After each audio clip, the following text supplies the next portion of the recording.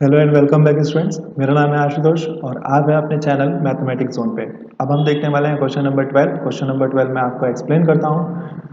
A man borrows rupees 10,000 at 10% compound interest compounded yearly. At the end of each year, he pays back 20% of the amount for that year.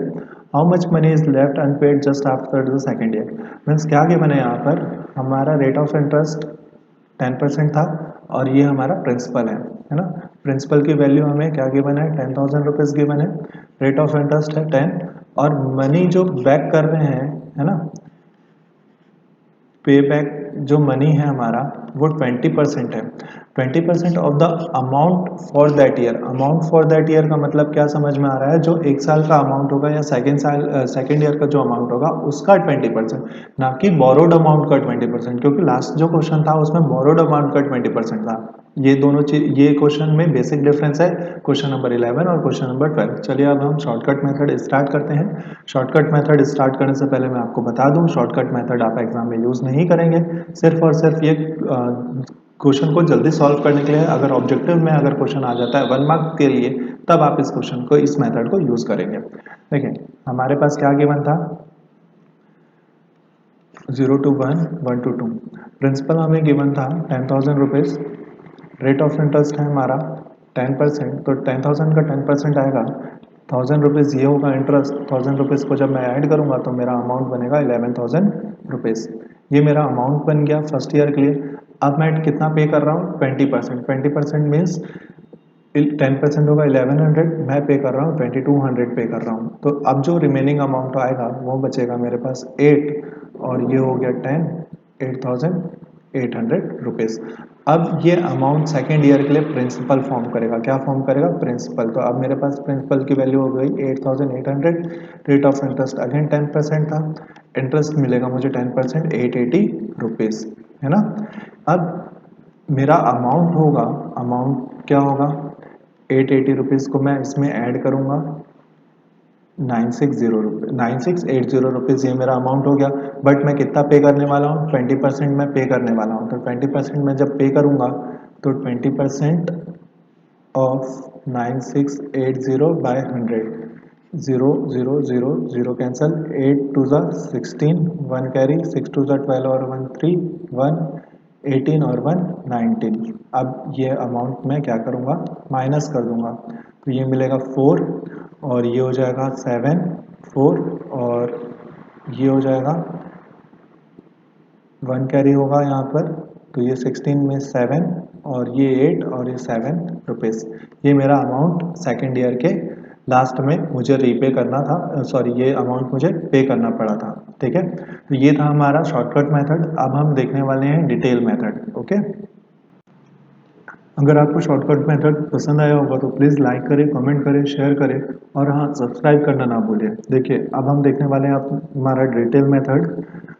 इसमें हमें principal क्या given था? Principal हमारा 10,000 rupees था। Rate of interest था हमारा 10% और पे बैक जो इंटरेस्ट था, पे बैक जो अमाउंट था वो 20% अमाउंट होना चाहिए था। ठीक है, अब हम कैलकुलेट करने वाले हैं इंटरेस्ट फॉर फर्स्ट ईयर।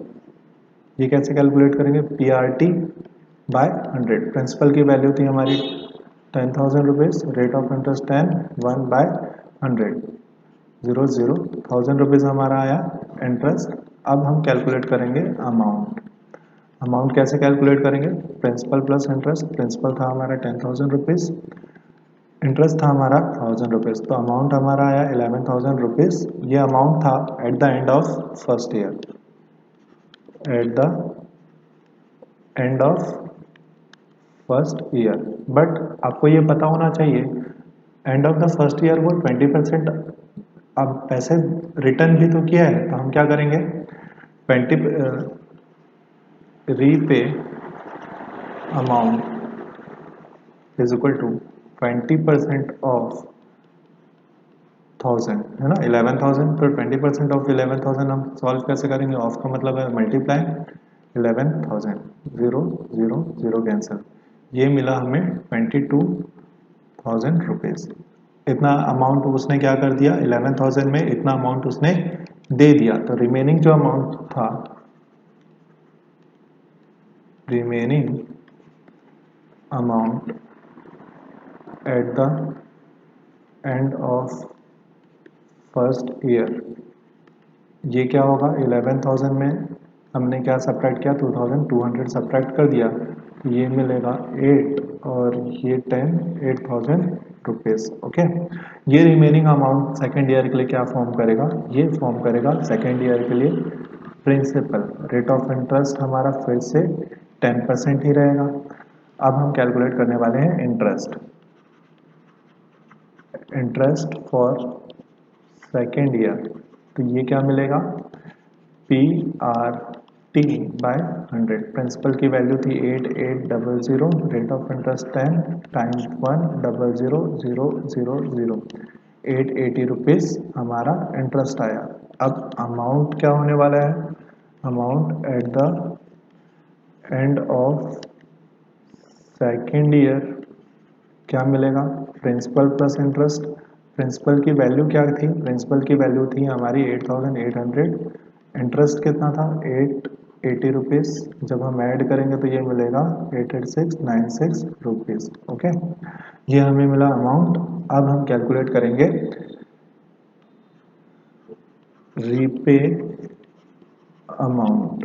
ठीक है, ये कितना 20% था, 20% ऑफ अमाउंट मीन्स 9680 का 20%। 20% मीन्स परसेंट को हम हटा के डिवाइड बाय 100, ऑफ की जगह मल्टीप्लाई 9680 अब हमारे पास बचा 2 इंटू 968। अब जब मैं इसको मल्टीप्लाई करूंगा तो मुझे मिलेगा 2 8 16, 1 कैरी 3 1 8 और 9 रुपीज़। ये मिला मुझे रीपे अमाउंट। ठीक है, अब जो रिमेनिंग अमाउंट होगा वो क्या होगा, remaining amount means what 9,680 rupees मुझे पे अमाउंट आया था, बट मैंने क्या पे कर दिया 1936 रुपीज़ मैंने पे कर दिया। तो अब बताइए इसमें जब मैं सॉल्व करूँगा 10 में से 10 में से 6 गया तो 4,